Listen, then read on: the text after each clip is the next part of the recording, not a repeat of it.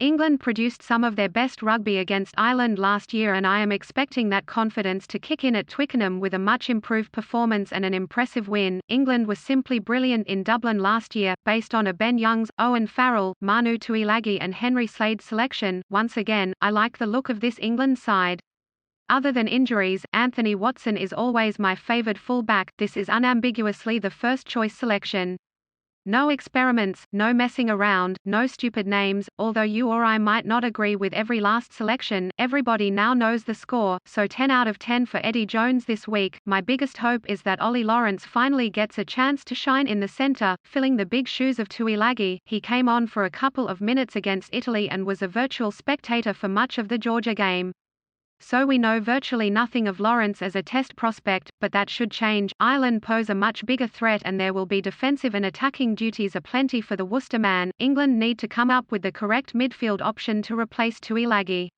It is in their interest to get Lawrence fully involved so they can assess his capabilities and see how the partnership with Slade develops. I'm also pleased they haven't gone back to the Ford Farrell option at 10 and 12 following George Ford's return to fitness. Going forward it should be an either-or selection. The big lesson from the last World Cup is that Ford is a must on the bench. He's the man to bring on to really change the way England play if and when needed. Sam Underhill and Tom Curry are back as wing forwards while Billy Vunipola starts at number 8. That is the batting order in the back row and everybody must react accordingly. Jack Willis did pretty well last week, but I would have liked to see him with the best England players around him, not the random selection that played Georgia. Maro Itoje returns to the second row where he is the best lock in the world. Alongside him is Joe Launchbury, who is undoubtedly the second best lock in England, ditto the front row. I wanted to see Ellis Genge given another start, but nobody can seriously argue against a trio of Mako Vunipola, Jamie George and Kyle Sinclair.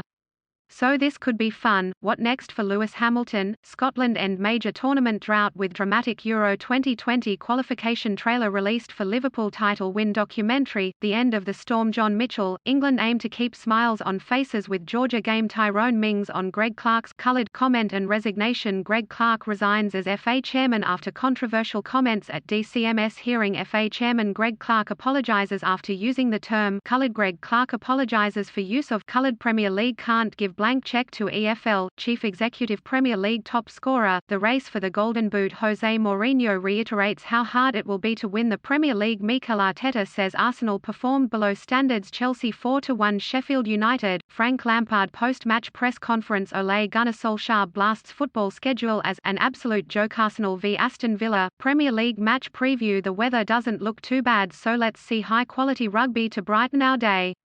England have already won this game by getting their selection right, which will always be the most valuable skill of any head coach at this level. It's good to see Eddie smelt the coffee this week. Scotland are ticking a lot of boxes at present and I'm tipping them to claim a second win this year over France in what could be a cracker. I'm enjoying their all-court approach, forward power and discipline mixed with pacey, inventive backs. They also showed plenty of resolve in recent wins in Wales and Italy. France are also very much on the up, and when they named a very experimental squad for this game, I was concerned because their improvement has been based on consistency of selection. The cancellation of the Fiji game means they have recalled a few more of the regulars they were planning to rest, but can they change the mindset just as quickly? This could be very entertaining. Both sides need the win to maintain momentum. Wales need to shut out all the noise currently going on about the future of Welsh rugby and whether Wayne Pivac is the right coach or not, and just get out there and produce a proper performance. They were poor against Scotland and Ireland, but I still see plenty of quality in their squad.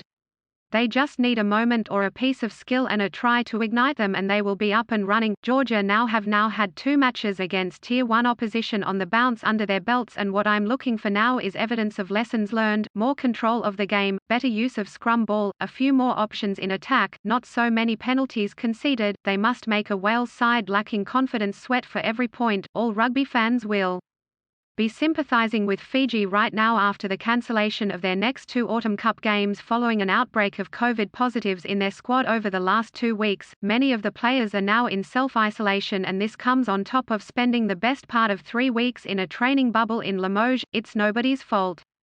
Back home in Fiji they are virtually COVID-free and, having accepted the invitation to play in the Autumn Cup, those home-based players were parachuted into a country where there have been more than 2 million positive cases and thousands of deaths, just to rub salt into the wound, though their cancelled matches are recorded as 28-0 defeats, which will be particularly galling as they defeated France last time out and would surely have targeted Saturday's game against Italy and next week's against Scotland.